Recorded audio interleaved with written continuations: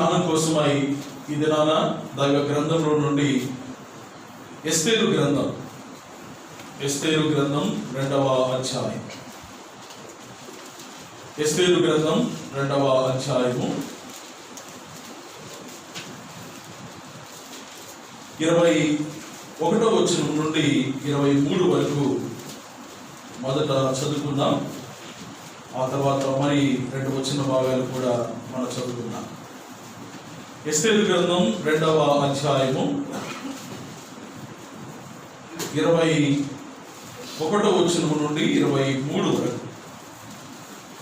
ఆ దినములలో మొర్దెకై రాజు గుమ్మములో కూర్చుని ఉండగా రాజు యొక్క 2 షండులైన బిగ్తాను తేరేషు అను ద్వారపాలకులు కోపగ్రస్తులై రాజైన అహష్వేరోషును చంపుటకు ఆలోచించుకొని ఉండిరి. ఈ సంగతి మొర్దెకైకి తెలియబడినందున అతడు దానిని రాణి అయిన ఎస్తేరుతో చెప్పాను.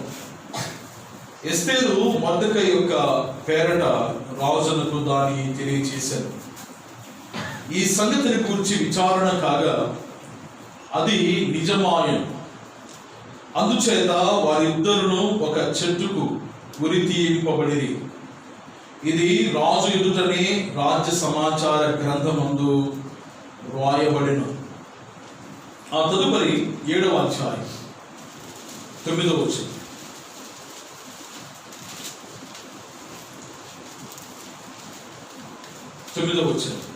రాజు ముందర ఉండు షండులలో హర్బోనా అను ఒకడు ఏలినవాడ చిత్తగించుము, రాజు మేలు కొరకు మాట్లాడిన మొర్దెకైని ఉరితీయుటకు హామాను చేయించిన 8 మూరల ఎత్తుగల ఉరికొయ్య హామాను ఇంటి వద్ద నాటబడి ఉన్నదనగా రాజు దాని మీద వారి ఉరితీయుడని ఆజ్ఞ ఇచ్చెను.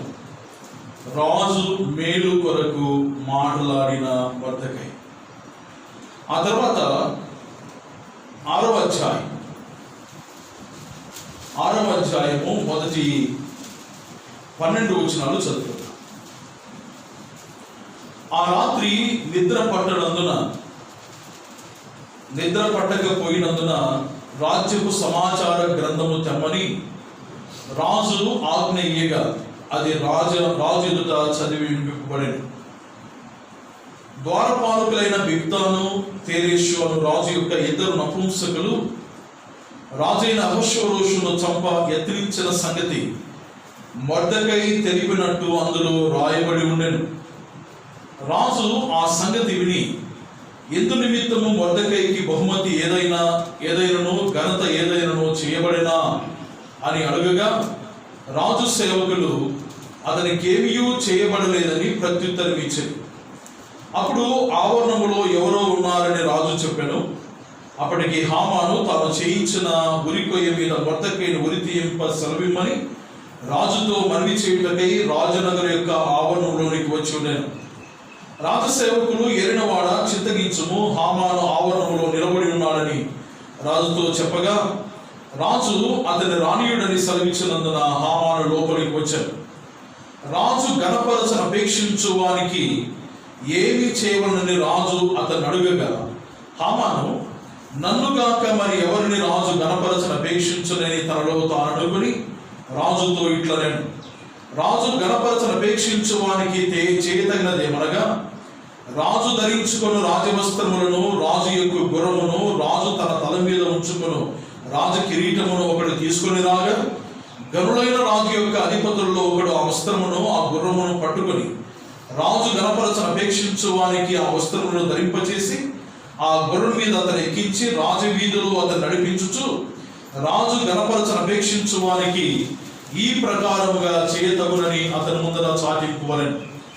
అందుకు రాజు నీవు చెప్పిన ప్రకారమే శీఘ్రముగా ఆ వస్త్రములను ఆ గుర్రమును తీసుకుని రాజు గుమ్మమునొద్ద కూర్చుని ఉన్న యూదుడైన మొర్దెకైకి అలాగుననే చేయము, నీవు చెప్పిన దానిలో ఒకటియు విడువక అంతయు చేయమని హామానుకు ఆజ్ఞ ఇచ్చాను. ఆ ప్రకారమే హామాను ఆ వస్త్రములను ఆ గుర్రమును తీసుకొని మొర్దెకైకి ఆ వస్త్రమును ధరింపచేసి ఆ గుర్రం మీద అతను ఎక్కించి రాజవీధిలో అతను నడిపించుచు, రాజు గణపరచన అపేక్షించు వారికి ఈ ప్రకారము చేయతగునని అతని ముందర చాటించెను. ప్రభు ఈ మాటలు మన ఇంటిలో ఆశీర్వదించి మనకు అవసరమైన సంగతులు బోధించలాగున తల వంచి ప్రభు పాద సన్నిధిలో ప్రార్థన చేద్దాం. అందరూ ప్రార్థనలో ఏకీభవించవలసిందిగా ప్రభు పేరట మనవి.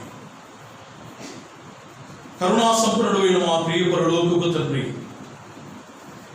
మాకు ఆత్మ సంబంధమైన అభివృద్ధికి, క్షేమానికి అవసరమైన మీ మాటలు అనేక వందల సంవత్సరాల క్రితమే మా కొరకై మీరు గ్రంథస్థం చేయించి ఆ మాటలు మాకు అర్థమయ్యే భాషలో మా వరకు మీరు తీసుకొని వచ్చారు నాయన.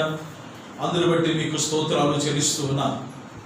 మీరు మా కొరకు రాయించిన మాటలు అర్థం చేసుకోవడానికి మాకున్న జ్ఞానం సరిపోదు. అందుకోసమై మీ సహాయాన్ని కోరుతూ ఉన్నాను. బుద్ధి జ్ఞాన సర్వసంపద కలిగి ఉన్న మా ప్రభువైన యేసుక్రీస్తు వారిని బట్టి మీకు స్తోత్రం.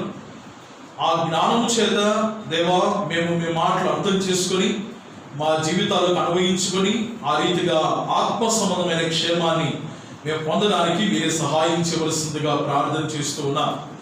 మీ పక్షాన్ని నిలబడిన మీ దాసుని దయతో మరుగు చేయండి. మీకు అవసరమైన పాత్రగా మాత్రమే వాడుకొని మీ నామమునకే మహిమ మీరు కలిగించుకోవలసిందిగా ప్రార్థన చేస్తూ మేమందరము మీ మాటలు శ్రద్ధగా ఆలకించి మా జీవితాల్లో మేలు పొంది నుండి వెళ్ళడానికి మీరే సహాయం చేయవలసిందిగా ప్రార్థన చేస్తూ ప్రాణప్రియుడు, రక్షకుడు, విమోచకుడైన యేసునాథుని శ్రేష్టమైన నామమున స్తోత్రము చెల్లించి దీనులమై వేడుకొనుచున్నాము తండ్రి. ఆమేన్. ఆమేన్. ప్రభునందు ప్రియ సహోదరి సహోదరులారా, మనము గత ప్రభు దినం నుండి మొర్దెకై జీవితాన్ని ధ్యానం చేస్తూ వస్తూ ఉన్నాం. గత ప్రభు దినాన సందేశంలో మొర్దెకై ఒక బాధ్యత గల తండ్రిగా తాను ఉన్నట్టుగా, అంత మాత్రమే కాదు జాగ్రత్త గల తండ్రిగా తాను ఉన్నట్టుగా రెండు సంగతులు మొర్దెకై జీవితంలో మనము చూడగలిగాం. ఈ దినాన మనం చదువుకున్న వచన భాగాల్లో మొర్దెకై జీవితంలో మరొక ఒక శ్రేష్టమైన సంగతిని మనం చూడబోతున్నాం. ప్రసంగ అంశం మొర్దెకై ద మోనార్క్, శ్రేష్ఠుడైన మొర్దెకై. మొర్దెకై జీవితంలో శ్రేష్టమైన సంగతులు మనం పరిశీలిస్తూ వస్తూ ఉన్నాం. మొర్దెకై తన జీవిత యాత్రలో దేవుడి కొరకై శ్రేష్టమైన వ్యక్తిగా తాను జీవించిన వాడు. అతని జీవితంలో ఎలాంటి లోపాలు ఉన్నట్లుగా, బలహీనతలు ఉన్నట్లుగా ఏమాత్రం మనకు కనబడదు. బైబిల్ గ్రంథంలో యోసేపు ఎంత పర్ఫెక్ట్ మ్యానో, దానియేలు ఏ రీతిగా సంపూర్ణమైన దేవునికి ప్రియమైన వ్యక్తో, మొర్దెకై కూడా ఆ రీతిగా దేవుడిని తన జీవితం ద్వారా గణపరిచిన వాడుగా ఉన్నాడు. మొర్దెకై జీవితాన్ని మనం ధ్యానం చేస్తూ ఉండగా మన జీవితాన్ని కూడా మనం పరీక్షించుకొని ఒకవేళ అలాంటి గుణలక్షణాలు మనలో లేనట్లయితే ప్రభు సహాయం కోరి మనం అలాంటి స్థితిలోకి ఎదిగే వారంగా ఉండడానికి ఈ సంగతులు దేవుడు మనకు బోధపరుస్తూ ఉన్నాడు. మొర్దెకై జీవితాన్ని మనము గమనించినప్పుడు మొర్దెకై అనే పేరుకి అర్థం ఏంటో గుర్తుందా? చెప్పగలరా? గత వారం చెప్పారు. మొర్దెకై అనే పేరుకి అర్థం ఏంటంటే నోట్స్లు చెప్తున్నారు. సంతోషం. ఓకే, నోట్స్లో ఏం రాసుకున్నారు? కొద్దిపాటి మనుష్యుడు. మొర్దెకై అనగా కొద్దిపాటి మనుష్యుడు. పేరుకు అర్థం చాలా తక్కువగా కనబడుతుంది, కానీ అతని జీవితం చాలా శ్రేష్టమైన జీవితంగా మనము లేఖనాలు గమనిస్తున్నాం. ఎస్తేరు గ్రంథంలో ఉన్నతమైన స్థితిని తగ్గు స్థితిలో నుండి పొందిన వారిలో మొర్దెకై కూడా ఒకటి. ఎస్తేరు ప్రప్రథమంగా మనకు కనబడుతుంది. ఆ తర్వాత మొర్దెకై కూడా శ్రేష్టమైన స్థితిని తాను పొందిన వారుగా మన లేఖనాలు చూస్తాం.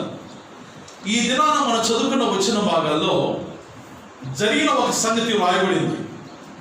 రాజు విషయంలో మొర్దెకై చేసిన మేలు. రాజు విషయంలో మొర్దెకై చేసిన మేలు. దాన్ని బట్టి మూడవ అంశముగా మొర్దెకై జీవితంలో మనం ఈ రీతిగా ఆ మాట అనుకోవచ్చు. ఏంటంటే మేలు చేసిన మొర్దెకై. మేలు చేసిన మొర్దెకై. చదువుకున్న వారు చాలా మంది ఉన్నారు, కానీ రాసుకోవాలి. ఓకే, మేలు చేసిన మొర్దెకై. మొర్దెకై మేలు చేశాడు. ఎవరికి మేలు చేశాడు? రాజుకు మేలు చేశాడు. రాజుకు మొర్దెకై చేసిన మేలు అది గ్రంథములో లిఖించబడినట్లుగా మనం చూస్తూ ఉన్నాం.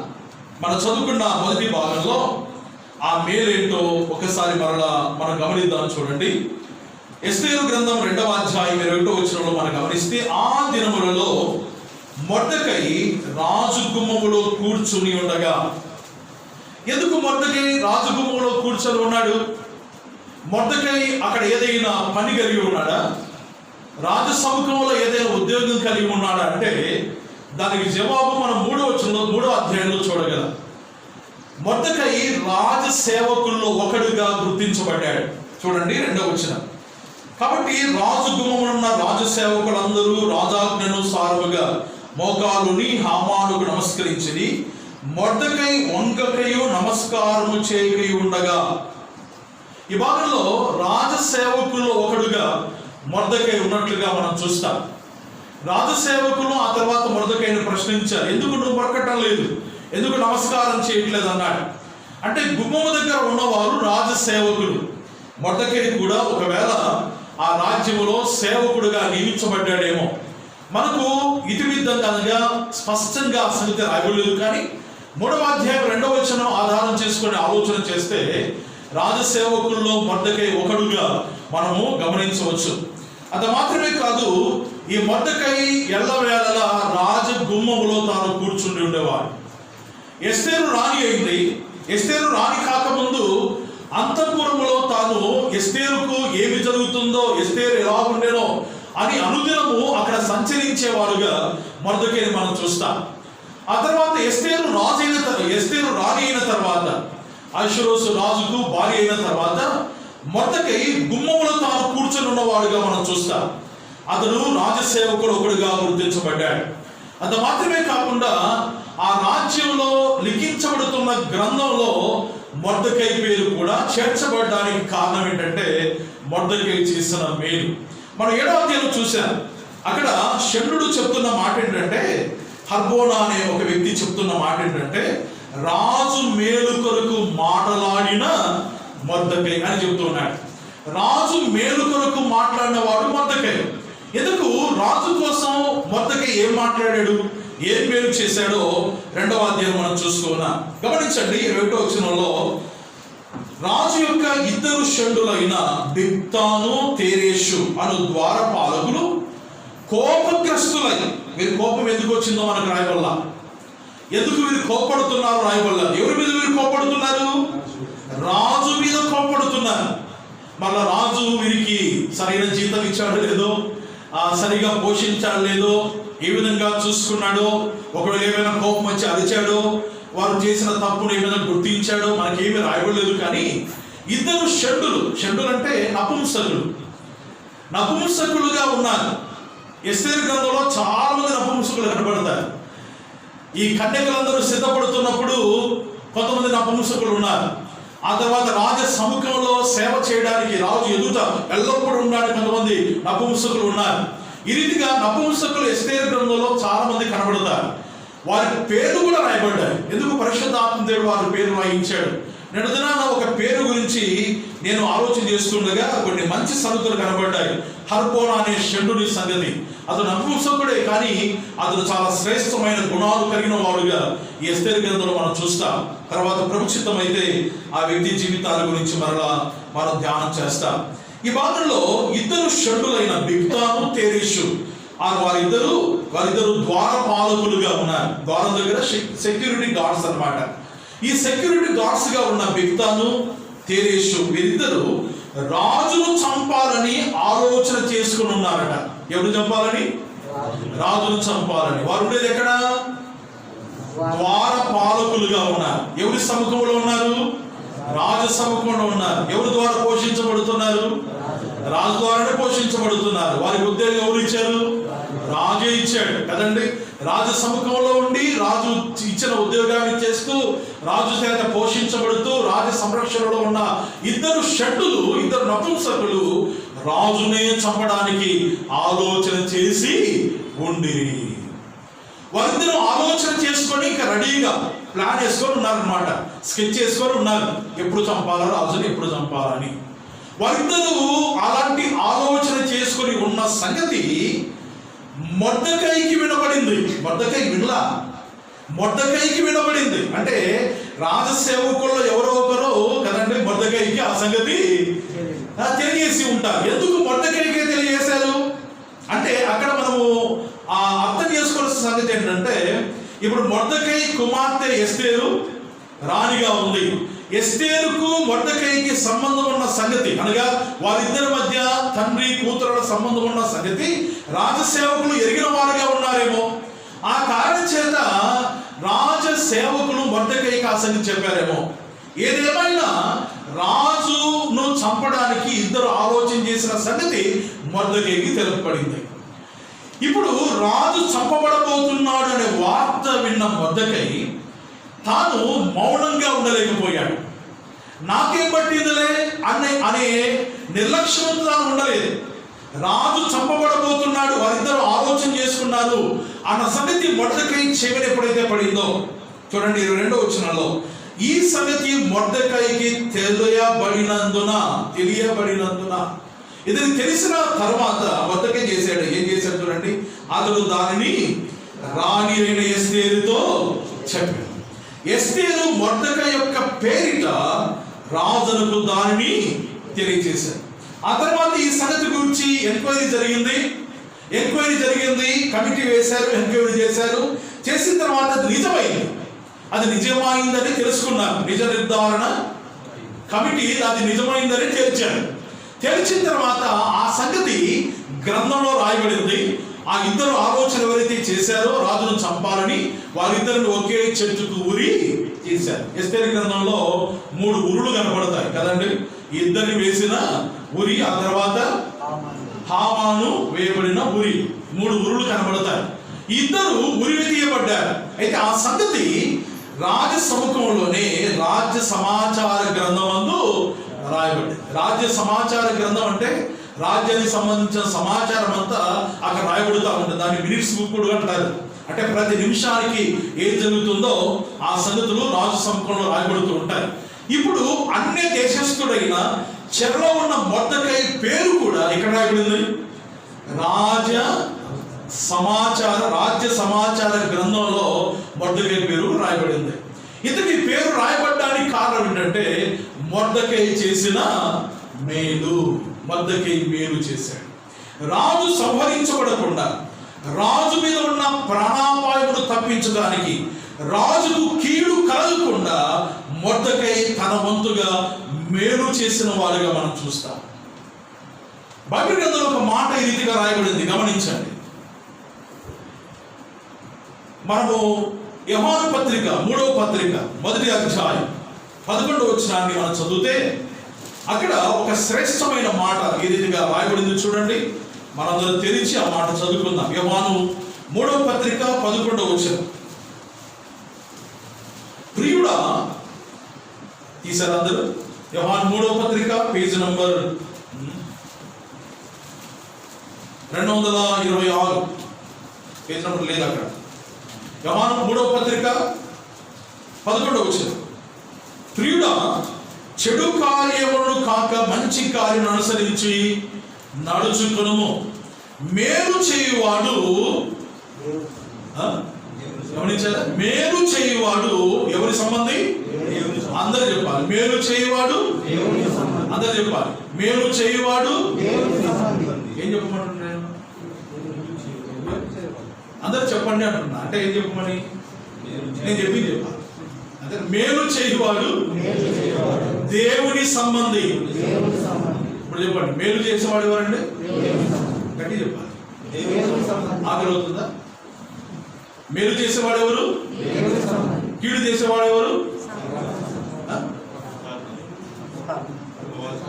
అపవాది సంబంధం. అంటే మళ్ళీ అది కూడా రాయబడలే కదన్నా వచ్చిన వీడ అని మనం అడగాల్సిన అవసరం లా.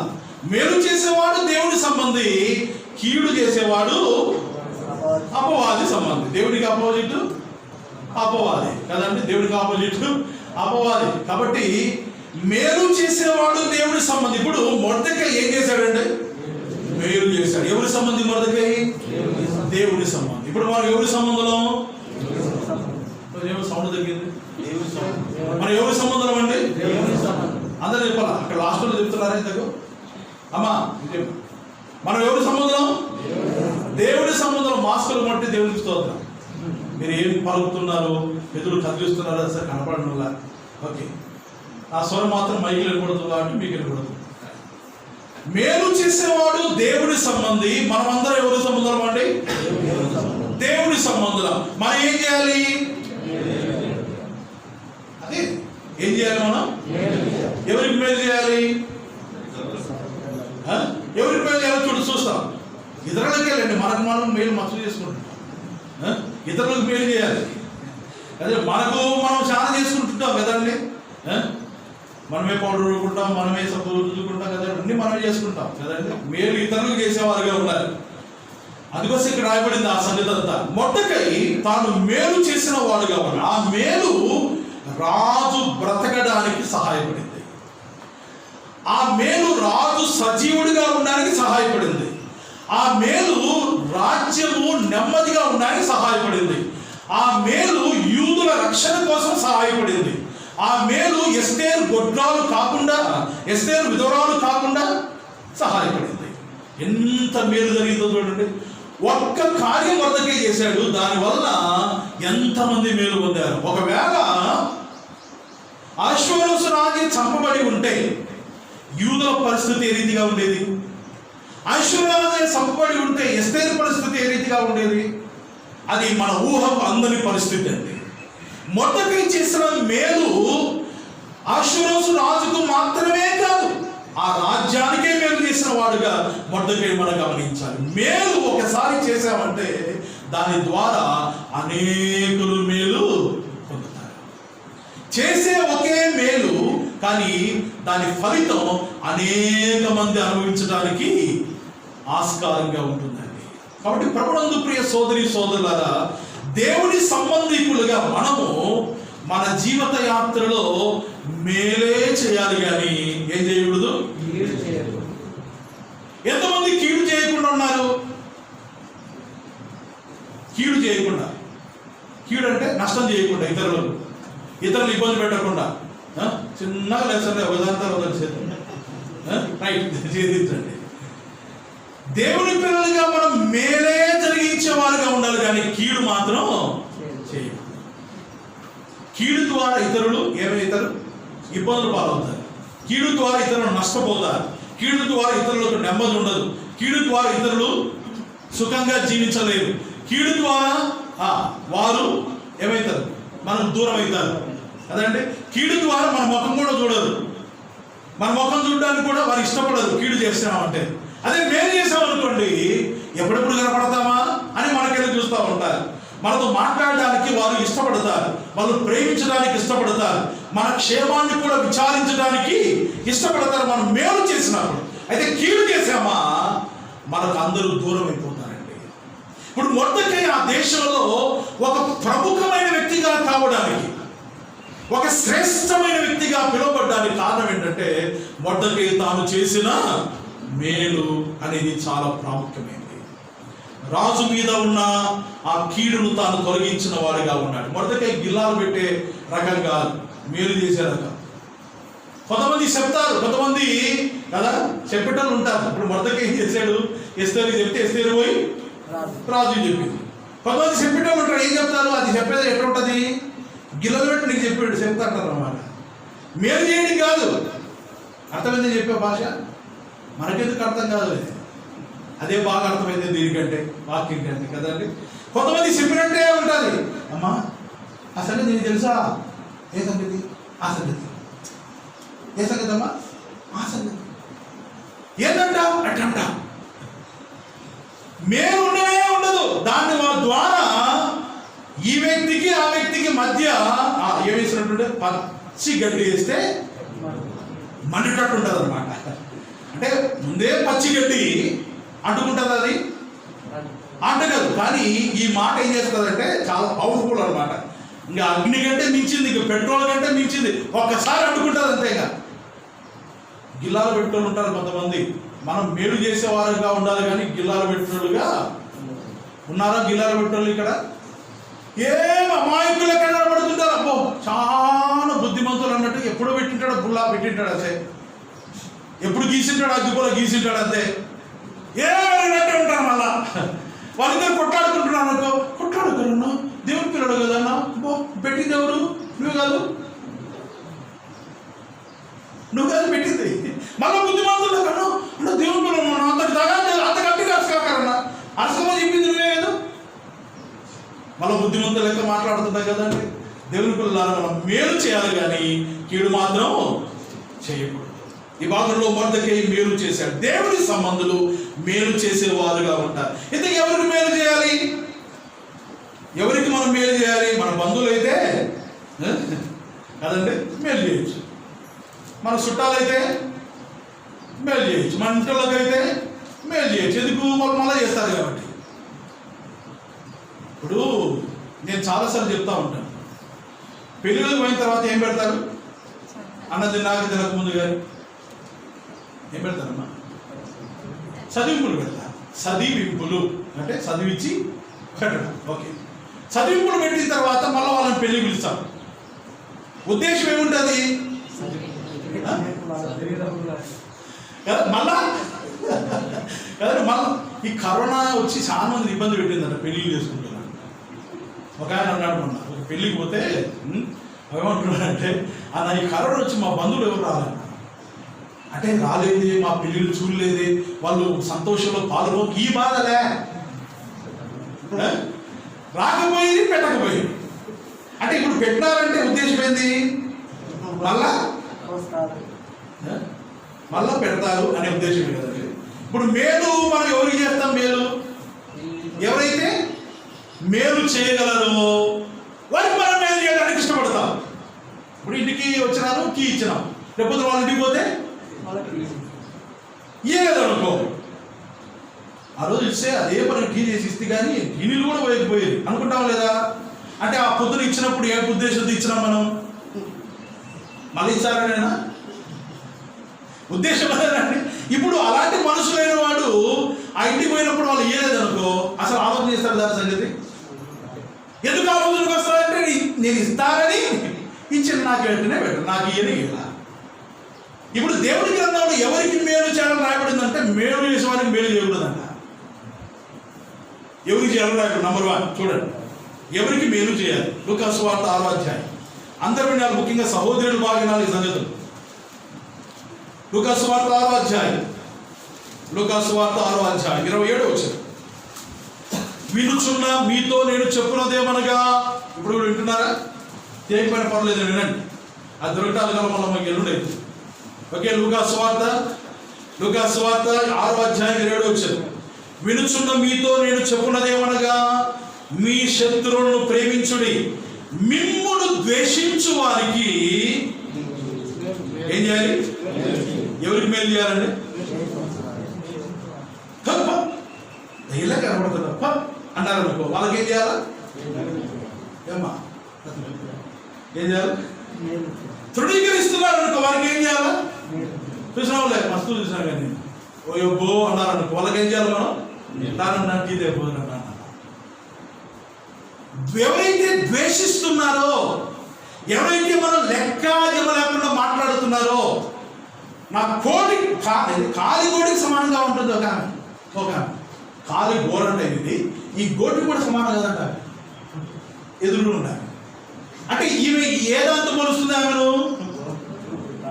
కాలి గోడతో కూడా పోల్చగలరా? దానికి కూడా సమానం కదంటే తీసి పడేస్తుంది అంతేగా. నువ్వు ఏమంటారు దాన్ని? నువ్వు ఏమి పనికిరా ఉన్నట్టుగా, పనికిరా, వేస్ట్ అంతే. అలాంటి వారికి ఏం చేయాలంటే మనం ఏమన్నా బాగుందన్న వాక్యం ఇది ఒక్కటి లాగున్నట్టే బైబిల్లో.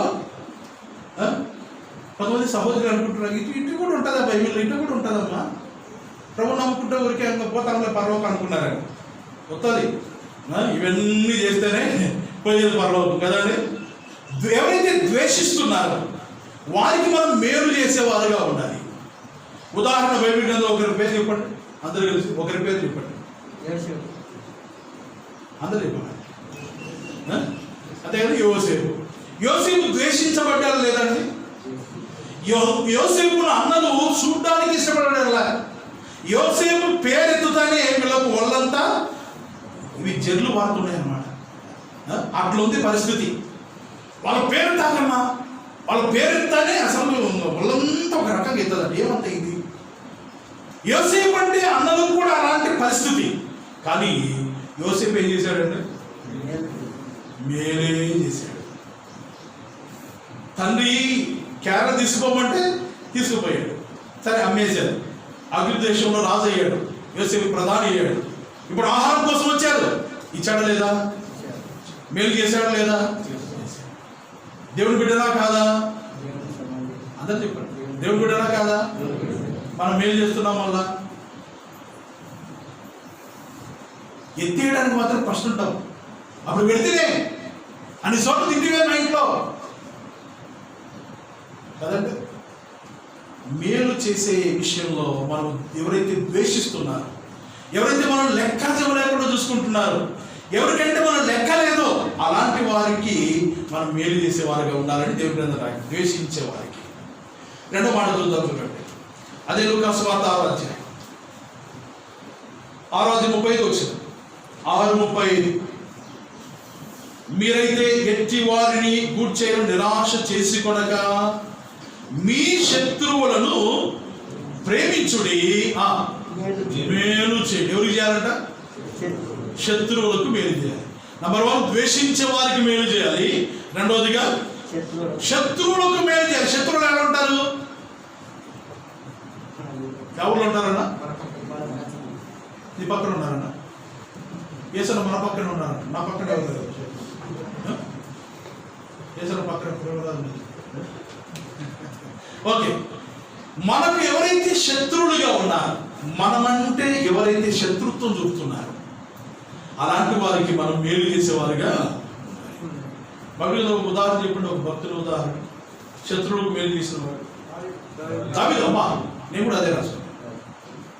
దావీదు తన శత్రువుకు, తన శత్రువు ఎవరండి? సౌలు. శత్రువు అయిపోయాడు ఏ కారణం లేకుండానే. అయినా దావీదు శత్రువు అయిన సౌలుకి ఎంత మేలు చేశాడో. చంపకుండా ఆదుకున్నాడు. చంపమని ప్రేరేపిస్తున్నా, ఓ దేవుడు అభిషేకించిన వాడు నేను చంపనున్నాడు. మేలు జరిగించిన వాడు దావీదు. ప్రభునందు ప్రియ సోదరి సోదరులారా, మనకు శత్రువులు లోకంలో తప్పకుండా, దేవుడి పిల్లలకు శత్రువులు ఉండరండి? ఉంటారు. కానీ దేవుడు వారిని మనకు ఏ విధంగా చేస్తా అన్నాడు? బైబిల్లో ఉంది, సాంతం మీద అనుకుంటాను. శత్రువులు సైతం మనకు దేవుడు మిత్రులుగా చేస్తాడు. ఎప్పుడు? మేలు చేసినప్పుడు. ఇప్పుడు శత్రుత్వం అనేది ఉంటుంది. ఈ శత్రుత్వం పోవాలంటే మనం ఏం చేయాలి? భగవానికి ఏం చేయాలంట? ఇంటికి పిలిచి మంచి భోజనం పెడితే వాళ్ళ నెత్తి మీద ఏమేసినట్టు? నిప్పుల కుప్ప వేసినట్టు. ఇంతకుముందు చెప్పినాను, నిప్పుల కుప్ప వేయడానికి అర్థం తెలుసా? వాడిని ఇంటికి పిలిచి భోజనం పెట్టినాం. మనం తిట్టినాడు, మనం కొట్టనికి వచ్చినాడు, సంపనికి చూసినాడు, రకరకాల మాట్లాడినాడు, మన గురించి ఏమేమో చెప్పినాడు, మన శత్రువు అయిపోయినాడు. ఇప్పుడు దాన్ని అనుకున్నాడు, కరిమంతో పిలిచినాం ఇంటికి.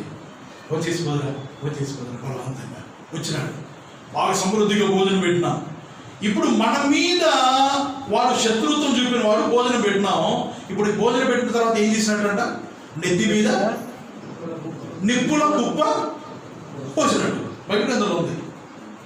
నిప్పుల కుప్ప పోయడం అంటే అర్థం ఏంటంటే, ఎప్పుడైతే మనం భోజనం పెడతామో వారి తలలో మన గురించి ఉన్న వ్యతిరేక ఆలోచనలు ఏమైపోతాయి? కాలిపోతాయి. అంతే. ఒక్కసారి కాలిపోతాయి. ఇంకా మనం ఎప్పుడు ఎదురైనా వాడు ఏం చేస్తాడు? నేను కూడా ప్రార్థన చేస్తాను. ఇంత ప్రేమ ఉంటుందో దేవుడు నమ్ముకున్న వారిలో, నాకు తెలియదు అని వాడు కూడా ప్రభు దగ్గరికి వస్తాడు. ఎప్పుడు మనం మేలు చేసినప్పుడు. అటు కాకుండా మనం మేలు చేయకుండా శత్రుత్వంగా పెంచుకుంటున్నాం అనుకో, వాడు ఒకడో ఎక్కం ఎత్తితే మనం రెండో ఎక్కం కదండి. వాడు రెండో ఎక్కం ఎత్తిరాడంటే మనం మూడో ఎక్కం. అంటే వాడు తిట్టింది డబల్ తిరుగుతున్నాం అనుకో, శత్రుత్వం పెరుగుతుందా తగ్గుతుందా? పెరుగుతుంది. నెమ్మది ఉండదు. దేవుని పిల్లలారా, మనం మేలు చేయాలి. మనం ద్వేషించే వారికి మేలు చేయాలి. రెండవదిగా శత్రువులకు మేలు చేయాలి. కొరింథీ మొదటి పత్రిక 10వ అధ్యాయం 4 వచ్చిన. కొరింథీ మొదటి పత్రిక 10:24 చూడండి. చదువుతారు ఒకరు? 10:24. ఎవడును తన కొరకే కాదు ఎదుటి వాని కొరకు మేలు చేయ చూచుకున్నవారని. ఎదుటి వాని కొరకు మేలు చేయ చూచుకున్నవారని. ఎవరికి మేలు చేయాలండి? ఎదుటి వానికి. అంటే మనకు ఎదురైన ఉన్నదంతా ఏం చేయాలి? మేలు చేయాలి. ఇప్పుడు దాకపోతున్నాం, ఒకడు బండి మీద పోతే కింద ఏదో వాడు కొట్టుకున్నాడు, ఏం చేయాలి? మనం తీసి మనకి మేల కాదండి. ఎదుటివాడు మనకు ఎదురైనాడు, మన ఎదుట ఉన్నాడు, మనకు కనబడుతున్నాడు, మన కళ్ళ ఎదుట మనకు ఉన్నాడు, వారికి మనము మేలు చేయాలి. కనపడే వారికి మేలు చేయకుండా ఎవరికో నేను చేస్తా మేలంటే కదండి. కనబడే దేవుడి పిల్లలను ప్రేమించకుండా ఎవరికో నేను మేలు చేస్తానంటే, ఉన్న సేవకుడికి మేలు చేయకుండా యా సేవకుడికి మేలు చేస్తానంటే న్యాయమేనా? అది చెప్పండి, న్యాయమేనా? కాదు కదా. ఎదుటి వారికి మేలు చేయాలి. నీ ఎదుట ఉన్న వారికి మేలు చేయి. మొదటి నీ మేలేదో ముందర ఉన్నది. ఎవరికో ఎవరు చేసిన వాళ్ళే కదండి. కొంతమంది ఎవరికో చేయడానికి ఇష్టపడుతుంటారు. ఇక్కడుండే అవసరత కనపడదు, ఇక్కడున్న ఎవరు కనపడదు, వీళ్ళ అవసరత కనపడనే కనపడదు. ఎవరికో జనాన్ని చూస్తూ ఉంటారు కదండి. దేవుని వాక్యం దానికి విరుద్ధం అండి. దేవుని పిల్లలారా మనం మేలు చేయాలి. నమ్మరాలు ఎవరు చేయాలి? వాళ్ళు ఎవరైతే ద్వేషిస్తున్నారు, వింటున్నారా అందరూ? ముఖ్యంగా సహోదరులు ఎవరైతే మనం ద్వేషిస్తున్నారు, భర్త ఊరు కోపన్నాడు అనుకో, అనవసరం కోపన్నాడు అనుకో, ఏం చేయాలి? మీరు ఏం చేయాలమ్మా? ఇప్పుడు అనవసరంగా ఏమన్నా మీరు ఎందుకో కోపం వచ్చి బదాలు ఏమో అరుచుకుంటున్నాడు, ఇంట్లోకి వచ్చి కోపన్నాడు. కోపడితే మీరేం చేయాలి? ఇప్పుడు నాలో తప్పు లేకపోయినా నా మీద కోపడతావా అని అన్నం వండకుండా ఉన్నారనుకో, ఏమైతుంది? ఇప్పుడు ఇంకెక్కువైంది. ఏం చేయాలి? ఇప్పుడు మేలు చేయాలంటే సహోదరులు చెప్పారు, ఏం చేయాలి? ఆయనకి ఏదైతే ఇష్టమో వంటకం అది చేసి పెట్టి, ఏమండి తిందిరండి అలా. అప్పుడు కోపం మళ్ళీ అడిగిపోతుంది. నెత్తి మీద ఉండేది కాలు కింది పోతుంది, నడిచేస్తుంది. అట్లా కాకుండా అన్నాం అనుకో, అయిపోయాక ఊరు కోపడి ఉంటాడు. తర్వాత ఈపులు అంతే మోతాలు అవుతాయి. అప్పుడు ఎవరు కదండి, సమస్య ఎక్కువైతే తక్కువవుతుందా? రైట్. కాబట్టి దేవుడి పిల్లలుగా మనం ఎవరైతే ద్వేషిస్తున్నారో వారికి మేలు చేయాలి. రెండవదిగా శత్రువులకు మేలు చేయాలి. మూడవది ఎదురు వారికి మేలు చేయాలి. 4వ వచనం గలతీ పత్రిక 6వ అధ్యాయం, గలతీ 6:10. 2 సంగతులు రాయబడ్డాయి అక్కడ, 5, 6 వచనాలు. 10వ వచనం గలతీ పత్రిక 6వ అధ్యాయము 9వ వచనం, 10వ వచనం. కాబట్టి 10వ వచనం. కాబట్టి మనకు సహాయం కొంచెం నిదానం అంటే మనకు సహాయం మళ్ళా చదువుతుంది. ఎవరు చెప్పాలి? నువ్వే చదువు. కాబట్టి మనకు సహాయం సమయం కనపడుతుంది. డబుల్ ఆధార్ పెట్టుకోవాలి. సమయము దొరికిన కొలది అందరి ఎడలను విశేషముగా విశ్వాస గృహమునకు చేరిన వారి ఎడలను మేలు చేయదము. ఏం దొరికిన కొలది? ఏం దొరికిన కొలదమ్మా? ఇప్పుడు కరోనా సమయమా కాదా? కరోనా దినాలు సహాయం చేయడానికి సమయమా కాదా? సమయమేనండి. దేవుడు ఎంత మంచి సమయం ఇచ్చినాడో సహాయం చేయడానికి, మేలు చేయడానికి. మనకి ఇచ్చాడు దేవుడు, మనం ఇతరులకు మేలు చేయడానికి. దేవుడు మహాకృపను బట్టి గత మొదటి వారం చెప్పాను కదండి, దాదాపు 5 లక్షల రూపాయలు ఖర్చు అయ్యింది మేలు చేయడానికే, మన విశ్వాసులకే. బొలవరము, పగడాల, తలముడిపి, ఈ విధంగా నంద్యాల ప్రాంతంలో, భూపనపాడు, సంత చుట్టూరు, ఈ రకరకాల మన సంఘాలన్నింటిలో అనేక మందికి మేలు చేయడానికి దేవుడు అనేక మందిని వాడుకున్నాడు. మన సంఘంలో అనేక మంది మేలు పొందగలిగారు స్థానిక సంఘం నుంచి. విశ్వాస గృహానికి సమయం దొరికితే వెంటనే మనము ఏం చేయాలి? మేలు చేయడానికి ప్రయత్నం చేయాలి. ఎవరి విషయంలో? 4వది అందరి కూడా. అందరికీ మేలు చేయాలి, ప్రాముఖ్యంగా విశ్వాస గృహానికి చెందిన వారికి, అనగా సంఘానికి చెందిన వారికి, సంఘ సభ్యులకు మనం మేలు జరిగించేవారుగా. 6 సంగతులు మనం చూసాం. 6 5 నంబర్ 1 ద్వేషించే వారికి, శత్రువులకు, 3వది ఎదుటి వారి కొరకు, 4వది అందరి కొరకు, 5వది విశ్వాస గృహానికి అందరూ ఉన్నారు కదా. ఓకే, అందరూ కూడా ఒక పాయింట్ రాసుకుంటే. ఓకే, 5 సంగతులు మనం వారందరికీ మేలు చేయాలి. ఎలా మేలు చేయాలి? మనం మేలు చేసేటప్పుడు ఎట్లా ఉండాలి? 37వ కీర్తన 3వ వచనం, 37వ కీర్తన 3వ వచనం. ఇదంతా మొదటి జీవితంలో మనం గమనిస్తాం. 37వ కీర్తన 3వ వచనం చదవండి. 37:3. యెహోవా యందు నమ్మిక ఉంచి మేలు చేయుము. కదండి, దేవుని మీద నమ్మకం ఉంచి మేలు చేయాలి. ఈ మాట అర్థమైందా? దేవుని మీద నమ్మకం ఉంచడం అంటే మేలు చేయడానికి దేవుని మీద నమ్మకం ఉంచడానికి సంబంధం ఏంటంటే, ఇప్పుడు అర్థం కావాలని చెప్తున్నాను, వినండి జాగ్రత్తగా, అందరూ తలపై. మేలు చేయాలని మనసులో ఉంది, కానీ మన దగ్గర ఏం లేదు. అర్థం చేసుకో. మేలు చేయాలని మన మనసులో ఉంది, కానీ మన దగ్గర ఏం లేదు. ఇప్పుడు ఏం చేయాలా? ఏం లేదని మనసు ఉండకూడదు. ఎవరి మీద నమ్మకం ఉంచుకోవాలా? దేవుని మీద ఏమన్నా నమ్మకం ఉంచుకోవాలా? దేవుడు నేను మేలు చేయడానికి నాకు సహాయం చేస్తాడు. అర్థమైంది నేను చెప్పిన మాట? నా దగ్గర ఏం లేదు మేలు చేయడానికి, కానీ మేలు చేయాలని మనసు ఉంది. ఇప్పుడు ఎవరి మీద నమ్మకం ఉంచుకోవాలా? దేవుని మీద నమ్మకం ఉంచాలి. ఏమన్నా నమ్మకం ఉంచాలా? నేను సహాయం చేయడానికి, మేలు చేయడానికి ఇష్టపడుతున్న నా దేవుడు నేను మేలు చేసేటట్టుగా నన్ను చేస్తాడు అని దేవుని మీద నమ్మకం ఉంచుకుంటే మనకు మేలుకరంగా దేవుడు ఆశీర్వదిస్తాడు. ఇతరులకు మేలు చేసేవారుగా దేవుడు మారుస్తాడు. కాబట్టి నంబర్ 1 మనం ఎలా మేలు చేయాలంటే దేవుని మీద నమ్మకం ఉంచుకొని మేలు చేయాలి. రెండోదిగా చూద్దాం, చూడండి.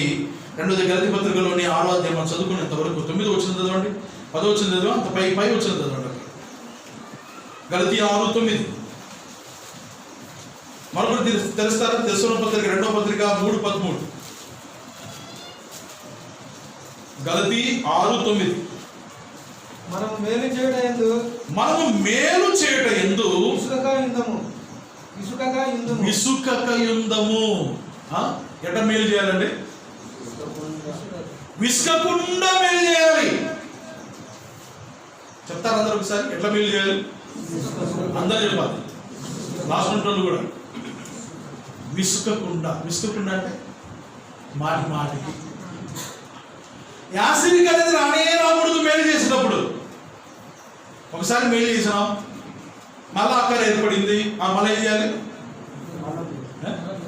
మన ఇచ్చిన ఏడబ్బా ఏడిచ్చావబ్బా, మళ్ళీ చేయాలా? మళ్ళా మేలు చేయాలా? ఎంతకాలం మేలు చేయాలా? వాళ్ళకు అవసరం ఉన్నంతకాలం మేలు చేస్తూనే ఉండాలంటే. మేలు చేసే విషయంలో మనం విసిగిపోనే విసుగు రాకూడదు. మేలు చేసే విషయంలో మన ప్రభువు దానికి చక్కని మాదిరండి. ఆయన గురించి రాయబడింది అపోస్తలుల కార్యం గ్రంథం చూడండి ఒకసారి, ఆ మాట చూద్దాం. 10వ అధ్యాయం 38వ వచనం. అపోస్తలుల కార్యం గ్రంథం 10:38 చూడండి. 10:38. అదేదనగా దేవుడు నజరేయుడైన యేసును పరిశుద్ధాత్మతోనూ శక్తితోనూ అభిషేకించినను దేవుడు ఆయనకు తోడై ఉండెను గనుక ఆయన మేలు చేయుచు అపవాది చేత పీడింపబడిన వారందరిని స్వస్థపరచుచు సంచరించుచు. ఇది ఈ వచనాన్ని ఈ విధంగా చదవాలనుకుంటున్నాను. ఏమంటే ఆయన మేలు చేయుచు సంచరించుచుండెను అంటే యేసు ప్రభువారు మేలు చేసే విషయంలో విసుగలేదండి. ఎంతమంది వచ్చినా వాళ్ళు ఏం చేస్తున్నాడు? స్వస్థపరుస్తున్నాడు. ఎంతమంది వచ్చినా వారికి ఏం చేస్తున్నాడు? బోధ చేస్తా ఉన్నాడు. ఎంతమంది ఉన్నా వారికి ఏం చేస్తున్నాడు? భోజనం పెడుతూనే ఉన్నాడు. విసుకున్నాడండి ప్రభువారు. నా కడికి రావకని మీరు ఎందుకు నా కడికి వస్తున్నారు? పొద్దునొక్కులు ఏం అదే పనికి వస్తారు. అస్సలు ప్రభులో విసుగు కనబడదండి. ఆయన విసుగంగా నిత్యం మేలు చేసేవాడు మన ప్రభువు. ఆయన పిల్లలుగా మనం కూడా మేలు చేసే విషయంలో విసుగకూడదు.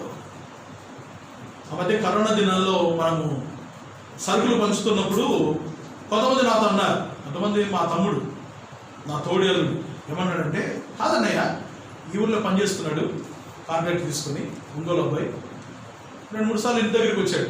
వచ్చినప్పుడు నన్ను అడిగాడు, ఏదన్నయ్య నేను వచ్చినప్పుడంతా ఏదో ప్యాకెట్లు చేస్తా ఉన్నారు మీరు అన్నాడు.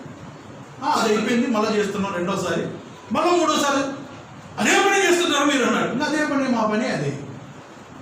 మేలు చేసే విషయంలో విసుగనే తీసుకోం. ఇది బాగుంది. మీరు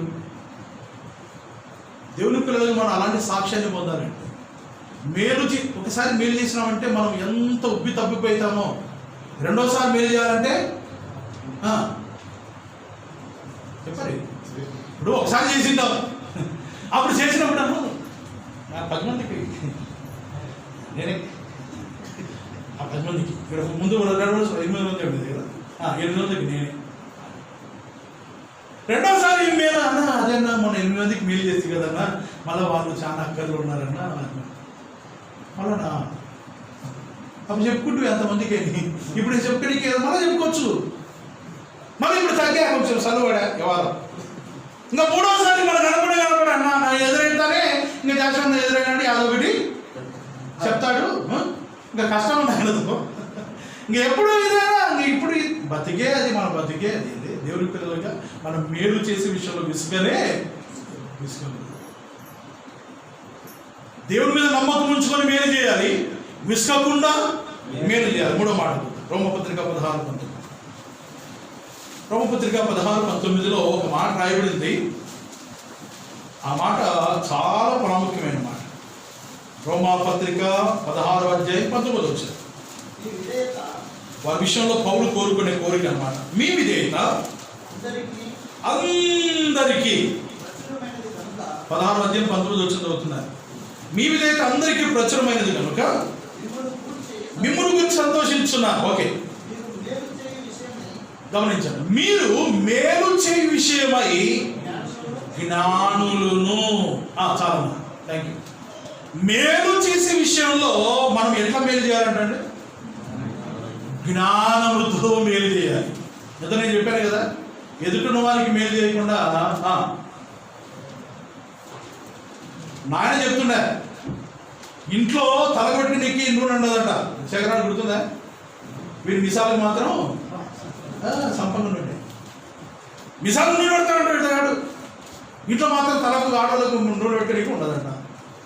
అంటే ఇదేంది కదండి. కొంతమంది ఉంటారు ఇంట్లోకు చేసి పెట్టి ఇష్టపడరు, కానీ బయట ఎవరైనా అక్కడ అనుకో దేవుని పిల్లలకు మనం సాయం చేయాలంట. ఇంట్లో చూసుకో ముందు, బయట కనపడడానికి ఇష్టపడతాం. ఇది జ్ఞానం లేని మేలండి. నేను యవనస్తులకు చాలాసార్లు చెప్తా ఉంటాను. కాలేజీకి రెడీ అవుతున్నాడంట, తల దూకుంటున్నాడంట యవనస్తుడు. ఇంట్లో ఒక చెల్లెలు ఉంది, చిన్న చెల్లెలు 5వ తరగతి 4వ తరగతి చదువుతా ఉంది. ఇప్పుడు తల దూకుంటా ఉంటే దగ్గరకు వచ్చి, అన్నయ్య పెన్సిల్కు డబ్బులు లేవు, రూపాయి పెన్సిల్ కొనుక్కుంటా అని. నన్ను అడుగుతావు డబ్బులు, డాడీ మమ్మల్ని అడిగిపో అని సీరియస్గా పోయినాడంట.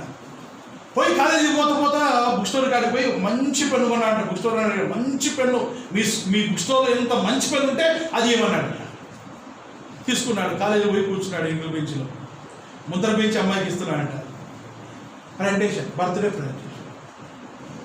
ఇదేం మేలు ఇది చెప్పాలి. జ్ఞానం లేని మేలు కదండి. బయట రాక నీతో కలిసి ఎన్ని రోజులు అన్నా ఇంట్లో అక్కడికి పాల ప్యాకెట్ తాగా, చిన్న ప్యాకెట్ టీ తాగుతా. ఇది తెచ్చించాడు ఇక్కడ బలంలో మాత్రం టీ తాగుతా. నీతో కలిసి ఎన్ని రోజులు తాగక తాగు ఇంట్లో. కన్నులు వేణవు ఈరోజు చికెన్ బిర్యానీ హోటల్లో, ఇంటర్నేషనల్ హోటల్ తినాలన్నా మంచిది తిను. ఇంట్లో పక్షాలు కూడా గతి లేదే. అర్థమైంది చెప్పింది. మేలెట్టు ఉండాలా? జ్ఞానంగా ఉండాలా. జ్ఞానం లేకుండా చాలా మంది ఒకటి వచ్చింది అయితే ముందు ఏమన్నా అంటే అన్న ఇవి విధురాలని, మంచిది విధురాలైతే గుర్తొచ్చింది ఎవరు, మంచిది విధురాలైతే అదే విధురాలు ఒంటరి ఉందని నేను పెళ్లి చేసుకున్నా అంటున్నాడు. బాబు ఎంత పెళ్లి చేసినాడు చూడ, వీడికి పెళ్ళి అయింది, పిల్లలు ఉన్నారు, ఆ విధురాలంట మేలు చేయాలని పెళ్లి చేసుకున్నాడంట. ఇదేం మేలండి? గుర్తొచ్చింది కదా. ఇట్లాంటి మేలు చేస్తున్నటువంటి కొంతమంది. ఇది జ్ఞాన సంబంధమైన మేలు కాదు, జ్ఞానంగా మేలు చేయాలి. అమ్మో, సైతాన్ ఇక్కడ బాగా ఉపయోగించుకుంటాడు విశ్వాసంలో. వాడు చాలా తంత్రాలు పాలు చేస్తాడు మనల్ని, వాడు చాలా ట్రిక్కులు చేస్తాడు ఏదో ఒక రకంగా కదండి. ఇతరులను ప్రేమించడానికి, ఇంటర్లను ప్రేమించకుండా బయట ప్రేమించడానికి. ఆయన కాళ్ళ నొప్పి ఇచ్చారు, కాళ్ళ నొప్పి వచ్చిందన్న పలానా డాక్టర్ ఇంట్లో ఇంకా అల్లాడుతుంటుంది కాళ్ళ నొప్పితో, ఏమైనా పట్టించుకోడు, మొత్తం బయట చెప్తుంటాడు. ఆ డాక్టర్ అంటాడు, ఈ డాక్టర్ ఆ డాక్టర్ అయితే ఈ డాక్టర్ గారు కోరి ఈ డాక్టర్ ఇంకేమో చూపించు కదండి. జ్ఞానయుక్తముగా మనం మేలు చేసేవారు కాదు. మీ ప్రేమ తెలివితో ఉండాలన్న ఫిలిప్పీ మొదటి అర్థం రాయబడింది. జ్ఞానముగా దేవుని మీద నమ్మకం ఉంచి మేలు చేయాలి. రెండోది విసుకోకుండా మేలు చేయాలి. మూడోది జ్ఞానముగా మేలు చేయాలి. మేలు చేస్తే ఏం కలుగుతుంది?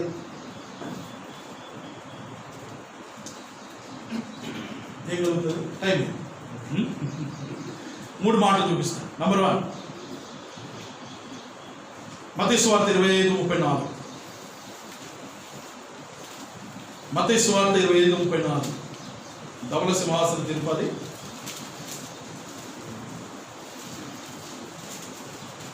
25వ అధ్యాయం మహిమగల సింహాసన తీర్పు. ఓకే, 25వ అధ్యాయంలో 34 చదువుదాం చూడండి. అప్పుడు రాజు తన కుడివైపున ఉన్నవారిని చూచి, నా తండ్రి చేత ఆశ్రదించబడిన వారులా రండి, లోకం పుట్టినది మొదలుకొని మీ కొరకు సిద్ధపరచబడిన రాజ్యమును స్వతంత్రించుకున్నది. నేను ఆకలి కొంటిని, మీరు నాకు భోజనం పెట్టింది, దప్పికొంటిని, నాకు దాహం ఇచ్చింది, పరదేశిన ఇంటిని, నన్ను చేర్చుకుంటుంది, దిగంబరిన ఇంటిని, నాకు బట్టలు ఇచ్చిందని, రోగిన ఇంటిని, నన్ను చూడవచ్చిందని, చెరసాల ఉంటిని, నా దగ్గరకు వచ్చిందని చెప్పును. అందుకు నీతిమంతులు, ప్రభువా, ఎప్పుడు నువ్వు ఆకలి ఉంటూ చూచి నీకు ఆహారం ఇచ్చింది, నువ్వు తప్పుకొని ఉంటూ చూచి దాహం ఇచ్చింది, ఎప్పుడు పరదేశంలో చూచి నిన్ను చేర్చుకుంటేవి, ఎప్పుడు నువ్వు దిగంబర వెంటో చూసి బట్టలు ఇస్తుంది, ఎప్పుడు రోగి వెంట నువ్వు చెరసాల ఉంటాయి నువ్వు చూచి ఎదురుకు వచ్చితే అని అడిగేదారు. అప్పుడు అందుకు రాజు, మిక్కిలి అల్పులైన ఈ నా సహోదరులు ఒకరికి మీరు చేస్తుంది కనుక నాకు చేస్తుంది నిత్యముగా మీతో. అంటే మేలు చేస్తే దేవుడు ఏం చేస్తాడండి? ఎల్ల చూడాలి. పై వచ్చిన మర్చిపోయినారు మీరు. అలా నాకు అదే అనిపించింది. ఎల్ల చూడాలి, ఇది బలందే అనిపి పై వచ్చిన ఏముందండి? రాజ్యమును స్వతంత్రించుకుంటాం. దేవుడు మన కొరకు సిద్ధపరిచిన, ఇప్పుడు ప్రభువారు యేసు ప్రభువారు ఆరోహణమవుతూ పోకముందు తన శిష్యులతో యోహాను సువార్త 14 చెప్తూ ఏమన్నాడు? మీ హృదయాన్ని కలవరపడనీయకుండి. ఏమన్నాడు? నేను స్థలము సిద్ధపరచ వెళ్తున్నాను, నేను స్థలంలో మీరు మరలా వచ్చి నేను మిమ్మల్ని.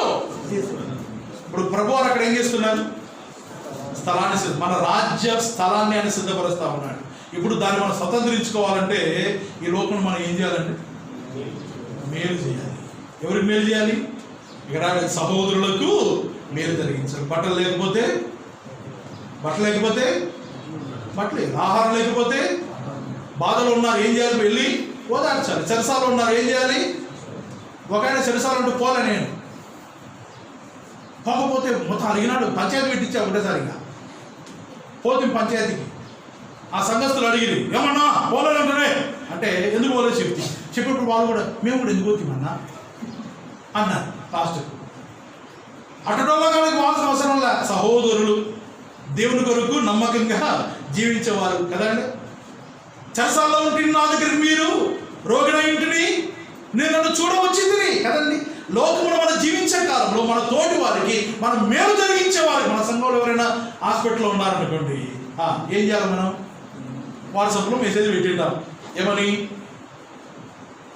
పలాని జాషువా హాస్పిటల్లో అడ్మిట్ అయినాడు, గుండె జబ్బు వచ్చిందంట, అర్ధరాత్రి తీసుకుపోయినారు అని తెలిసింది మీకు. జాషువా అంటే అతను వచ్చారు, ఎవరు విశ్వాసి అనుకున్నాం, ఏ సార్ అని అనుకున్నాం.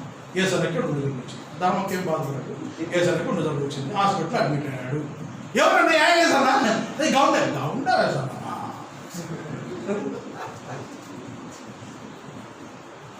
ఏం చేయాలి మనం? ముందు పోయి చూసు సాయం చేసిన తర్వాత పోగలనా? నేను రోగినయ్యండి మీరు నన్ను చూడవచ్చింది. మన సంఘంలో ఎంతమంది రోగాలు వచ్చి ఎంతమంది పోయి చూస్తున్నారన్నా. మనకు బాగా నిలవైన వాళ్ళు మన సంతోళ్ళు అయితే 4 ఇళ్ళు అయితే ఉరుగు కదా. సంఘంలో విశ్వాసులు ఎవరైనా అక్కర్లు ఉన్నప్పుడు, ఆపదలు ఉన్నప్పుడు కదండి, మనం తప్పకుండా వారిని దర్శించి వారికి సహాయపడి వారిని ఆదరించి వారికి మేలు జరిగించే వారిగా ఉంది. అదే మేలు చేయడం. అప్పుడే పరలోక రాజ్యాన్ని ప్రదర్శించుకుంటాం. జరిగే ఫలితం అది. రెండవది, చాలా వచనాలు ఉన్నాయి. అయితే ఒక వచనం చూపించి మీకు రోమపత్రిక 12:21 వచ్చింది. చాలు. రోమ 12:21 చూడండి. కీడు వలన జయింపక మేలు చేత కీడును జయించును. మేలు చేత కీడును. ఇప్పుడు మేలు చేస్తే ఏం ఫలితం ఉంటుందండి? అర్థం కదా వచ్చిన మేలు చేస్తే పరలోక రాజ్యాన్ని స్వతంత్రించుకుంటాం. మేలు చేస్తే ఇక్కడ మనం పొందే ఫలితం ఏంటి? కీడును జయించడానికి మనకు శక్తి వస్తుంది. కీడును జయించగలం. అలాంటి ఉన్నతమైన స్థితికి మనం ఎదగగలం. ఎప్పుడు మేలు చేసినప్పుడు. మేలు చేసే మనస్సు మనకుంటే కీడును జయించడానికి దేవుడు మనకు శక్తిని ఇస్తాడు. అదే ఫలితం, మనం పొందే ఫలితం. చాలా సంగతులు రాయబడి లేఖన భాగాలు. ఇప్పుడు మొదటికై మేలు చేశాడు. ఎవరికి మేలు చేశాడు? రాజుకు మేలు చేశాడు. మొదటికై ఏ ఫలితం కలిగింది? రాజు ఎక్కాడు, గుర్రం ఎక్కాడు. రాజు ధరించే వస్త్రాలు ధరించాడు. రాజు పెట్టుకునే కిరీటం పెట్టుకున్నాడు కదండి. ఇక వీధుల మీద తిప్పబడుతున్నాడు. ఏమని? రాజు గణపరచువాన్ని ఈ విధంగా గణపరుస్తాడు. ఎంత గొప్ప భాగ్యం మొదటికి దొరికిందండి. ప్రభునందు ప్రియ సోదరి సోదరులను ముగిస్తున్నాను. దేవుని పిల్లలుగా మనం మేలు చేసేవారుగా ఉంటే దేవుడు కూడా మనం గణపరిచేవాడుగా ఉంటాడు, మనం హెచ్చించేవాడుగా ఉంటాడు. ఈ లోకంలో దేవుడు మనం గణపరుస్తాడు. పరలోకి వెళ్ళిన తర్వాత అందరి ముందర దేవుడు మనకు మెప్పు, మహిమ, ఘనత ఇస్తాడండి. ఎప్పుడు? ఈ లోకంలో మనం మేలు చేసేవారుగా ఉంటేనే. మన బతుకు మనం బతకడమే చాలా ఇబ్బంది ఉందన్న అంటున్నారు కొంతమంది కదండి. నువ్వు మేలు చేయి, నీ బతుకు సులువు అవుతుంది అంతే. నువ్వు ఇతరులకు సహాయం చేయి, నీకు దేవుడు సహాయం చేస్తాడు. ఇతరుల బాగోగులు నువ్వు పట్టించుకో, దేవుడు నిన్ను బాగోగు పెడతాడు. దేవుని వాక్యం చెప్పే మాటలండి. కాబట్టి దేవుడి పిల్లల మొదటికే మన జీవితాల్లో నేర్పించే పాఠం. మొదటికే మేలు జరిగించిన వాడు, మేలు కొరకు మాట్లాడినవాడు, కీడు కొరకు మాట్లాడినవాడు కాదు. మన మాటలు కూడా ఆ రీతిగా ఉండాలి. మనం ఎవరితో మాట్లాడుతున్నామంటే, ఎవరికైనా సమాచారం ఇస్తున్నామంటే, ఎవరికైనా సంగతులు చెప్తున్నామంటే అతను అవతల వ్యక్తి ఏం పొందాలి? మేలు పొందాలి. ఇంకా దూరం కాకూడదు, ఇంకా కీడుగా తయారు కాకూడదు. దేవుని పిల్లల మనం మేలు కొరకై మాట్లాడేవారుగా ఉండాలి. మొదటికే మన జీవితాలకు నేర్పిస్తున్న పాఠం. తలవంచండి, ప్రార్థన చేయండి. అందులో తలవంచండి. ప్రభు పాద సన్నిధిలో ఒకసారి మన అందరం గారిని పరీక్షించుకుందాం. ఉదయకాల సమయంలో దేవుని పిల్లలుగా, ఆయన సంబంధికులుగా మనం చేయబడిన వారిగా ఉన్నాం. మన జీవిత యాత్రలో మొదటికేలాగా మేలు జరిగించే వారిగా ఉన్నామా? మేలు విషయమై సంభాషించేవారుగా, మాట్లాడేవారుగా ఉన్నామా? మన చేతనంత మట్టుకు మనల్ని ద్వేషించే వారికి, మనకు శత్రువులుగా ఉన్న వారికి, మన ఎదుటగా ఉన్న వారికి, అందరికీ, ప్రాముఖ్యంగా విశ్వాస గృహానికి చేరిన వారికి మేలు జరిగించే వారిగా ఉన్నామా? ఒకసారి పరీక్షించుకుందాం. మన జీవిత యాత్రలు ఇంతవరకు ఎన్ని ఏళ్ళైతే ప్రభు నమ్ముకొని నీ కుటుంబం ద్వారా, నీ ద్వారా ఎవరైనా మేలు పొందారా? ఎవరికైనా నువ్వు సహాయపడ్డావా? వారు మేలుగా ఉండడానికి, క్షేమంగా జీవించడానికి నీ వంతుగా నువ్వు ప్రయాసపడ్డావా? ఒకసారి ఆలోచించి. ప్రభునందు ప్రియ సోదరి సోదరులారా, ప్రభు మనతో మాట్లాడుతుంటుండగా మేలు చేసే విషయంలో విసుకక, దేవుని మీద నమ్మకం ఉంచి, జ్ఞానం కలిగి మేలు జరిగిద్దాం. దేవుడి చేత మెప్పు పొందుతాం. ప్రియ తండ్రి, మీ నామానికి స్తోత్రాలు. ఉదయకాల సమయం మీరు అందించిన మాటలు బట్టి మిమ్మల్ని స్తుతిస్తున్నా, మిమ్మల్ని గణపరుస్తూ ఉన్నా. మీరంతా నమ్మదగిన దేవుడు. నాయన మొదటికే జీవితాన్ని మాదిరి మీరు తీసుకొని వచ్చారు. మొర్దెకై మేలు జరిగించిన వాడిగా ఉన్నాడు, మేలు విషయమై మాట్లాడిన వాడిగా ఉన్నాడు. తను తెలిసిన సమాచారం రాజు క్షేమం కొరకై తాను అందించిన వాడిగా ఉన్నాడు. నిజంగా ఎంత శ్రేష్టమైన జీవితం ఆయన మీ దాసుని మొర్దెకైది. మీకు సంబంధించిన వ్యక్తి కనుక అలాంటి గొప్ప కార్యం చేయగలిగాడు. మా జీవితాల్లో కూడా మీకు సంబంధించిన వ్యక్తులుగా చేయబడ్డాం. మీ పిల్లలుగా మమ్మల్ని చేసుకున్నారు. అందులో బట్టి మీకు స్తోత్రం దేవా. ఈ లోక యాత్రలో మేము మేలు చేసే విషయంలో విసుకక అనేకులకు దేవా, ప్రాముఖ్యంగా విశ్వాస గృహానికి చెందిన వారికి, మమ్మల్ని ద్వేషించే వారికి, మాకు శత్రువులుగా ఉన్న వారికి మేము మేలు చేసే మంచి మనస్సు మీరు మాకు పుట్టించవలసిందిగా వేడుతున్నాం. మీరు మాతో మాట్లాడినందుకు మీకు స్తోత్రం. మీ మాట మా హృదయాల్లో కార్యం జరిగించి తద్వారా మా ద్వారా ఇతరులు మేలు పొందే రీతిగా ఉండడానికి మీరే సహాయం చేయవలసిందిగా వేడుతున్నాం. చేరువచ్చిన బిడ్డలందరినీ కూడా మీరు దీవించండి, ఆశీర్వదించండి. పేరు వలసిన మీరు జ్ఞాపకం ఉంచుకొని ప్రతి వారి అక్కర అవసరం మీరు తీర్చండి దేవా. మీ నామ ఘనత కొరకు మేమందరం కలిసి జీవించడానికి మీరే సహాయం చేయవలసిందిగా వేడుతూ ప్రాణప్రియుడు రక్షకుడు మోచకుడైన యేసునాథుని శ్రేష్టమైన నామమున స్తోత్రము చెల్లించి ప్రార్థించి వేడుకొనుచున్నాము తండ్రి. ఆమేన్.